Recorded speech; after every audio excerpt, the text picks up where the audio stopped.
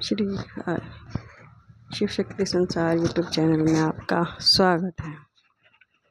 आइए सृष्टि का वर्णन के बारे में एक कथा सुनाते हैं। पूर्व समय की बात है।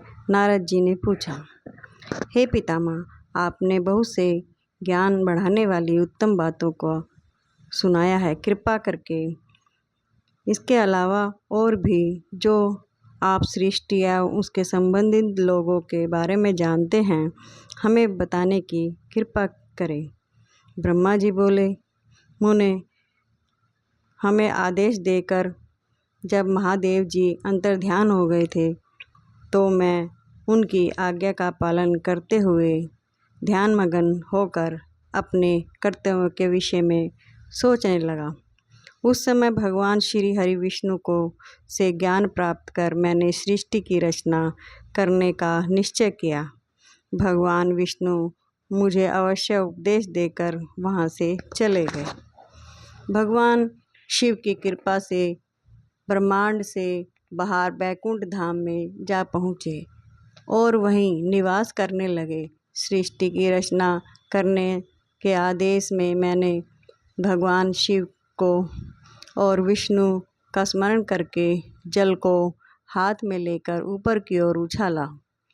इससे वहाँ एक अंड प्रकट हुआ जो 24 तत्वों का समूह कहा जाता है। वह विराट आकार वाला अंडजन रूप में था। उसे चेतना तक प्रदान करने हेतु मैं कठोर तप करने लगा और 12 वर्षों तक जप करता रहा। तब श्री हरि विष्णु स्वयं प्रकट हुए और प्रसन्नतापूर्वक बोले। श्री विष्णु ने कहा, ब्राह्मण, मैं तुम पर प्रसन्न हूँ। जो इच्छा हो वह वर मांग लो। भगवान शिव की कृपा से मैं सब कुछ देने में समर्थ हूँ। ब्रह्मा बोले, महाभाग, आपने मुझ पर बड़ी कृपा की है। भगवान शंकर ने मुझे अपने हाथों में सौंप दिया है। आपके हाथों में सौंप दिया है। आपको मैं नमस्कार करता हूँ। कृपा कर इस विराट 24 तत्वों के से बने अंड को चेतना प्रदान कीजिए। मेरे ऐसे कहने पर श्री विष्णु ने अंत रूप धारण कर अंड में प्रवेश किया। उस समय उसके ऐसे मस्तक, सहस्त्र आँखों में सहस्त्र पैर थे। उनके अन्न में प्रवेश करने ही वह चेतना हो गया।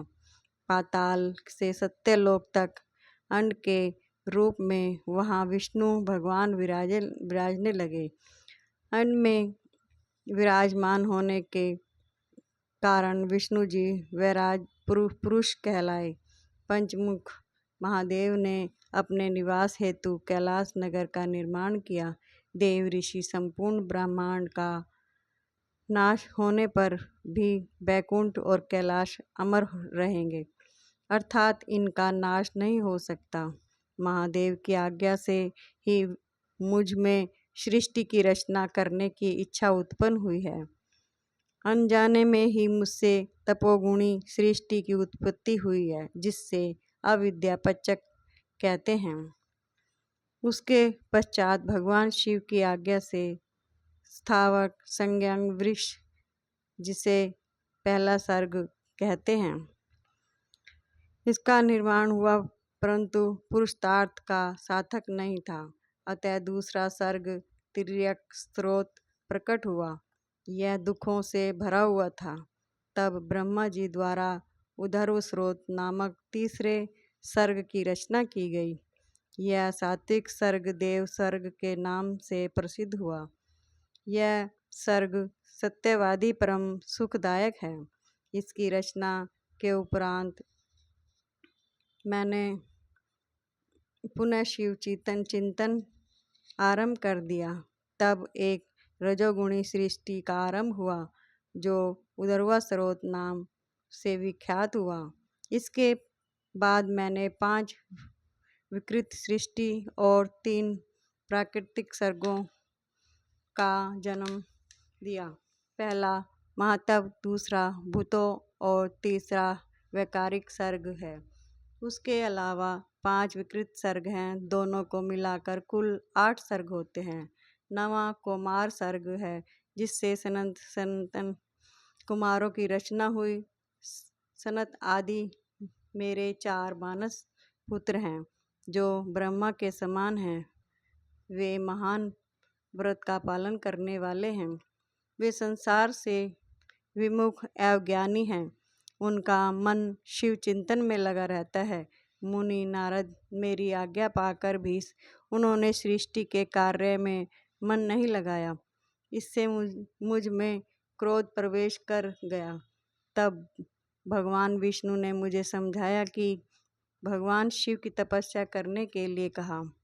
मेरी घोर तपस्या से मेरी भौं और नाक मध्य भाग में महेश्वर की 3 मूर्तियां प्रकट हुई, जो पूर्णाश सर्वेश्वर एवं दया सागर थी, और भगवान शिव का अर्धनादेश्वरी रूप प्रकट हुआ। जन्म मरण से रहित परम तेजस्वी सर्वज्ञ नीलकंठ साक्षात उमा वल्लभ भगवान महेश्वर के साक्षात दर्शन कर मैं धन्य हो गया।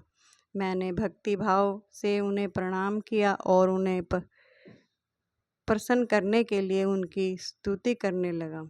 तब मैंने उनके जीवों की रचना करने की प्रार्थना की। मेरी प्रार्थना स्वीकार करते हुए देवादिदेव भगवान शिव ने रुद्रगणों की रचना की। तब मैंने उनके पुनः कहा, देवेश्वर माँ शिव शंकर, अब आप संसार की मोह माया के लिप्त ऐसे जीवों की रचना करें जो मृत्यु और जन्म के बंधन में बंधे हों। यह सुनकर महादेव जी हंसते हुए कहने लगे। शिवजी ने कहा, हे ब्रह्मा, मैं जन्म और मृत्यु के भय में लिप्त जीवों की रचना नहीं करूँगा, क्योंकि वे जीव संसार रूपी बंधन में बंधे होने के कारण दुखों से युक्त होंगे। मैंने सिर्फ उनका उद्धार करूँगा, उन्हें परम ज्ञान प्रदान कर उनके ज्ञान का विकास करूँगा। हे प्रजापति, इन जीवों की रचना आप करें। मोह माया के बंधन में बंधे इस प्रकार के जीवों की सृष्टि करने पर भी आप इस माया में नहीं बंधेंगे। मुझसे इस प्रकार कहकर महादेव श्री शंकर अपने पार्षदों के साथ वहाँ से अंतर्ध्यान हो गए। बोलिए शंकर भगवान की जय।